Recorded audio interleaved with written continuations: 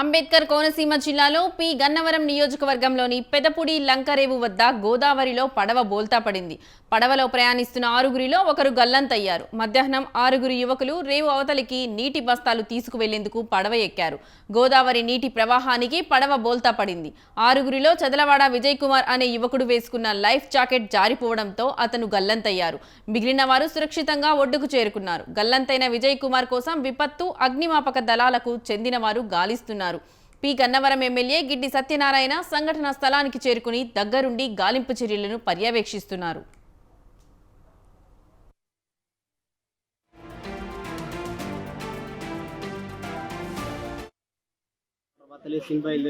బయలుదేరిన తర్వాత ఊడుగుండి నుంచి బయలుదేరి అదరికి వచ్చేయండి. ఒడ్డు పక్క వచ్చేనాడికి సుడి తిరిగింది. సుడి తిరిగినప్పటికి ఐదుగురు ఒకసారి నా దగ్గర పరిగెట్టుకు వచ్చేయారండి. అందరూ అడిపోరండి కోట్ల అందరూ. వాళ్ళందరూ అడిపోరండి. నేను లైఫ్ జాకెట్ వేసి దూకైతే కుర్రోడు లైఫ్ జాకెట్ ఊడిపోయిందండి. అది ఆ కుర్రోడు నెట్టుకుని ఒడ్డు పక్క తీసుకెళ్ళండి. బోట్ను వదిలేనండి. బోటు మునిగిపోయిందండి. అంతేనండి. అందుకు నాతో ఐదుగురండి. పైకి కనపడతలేదు. అంతేనండి.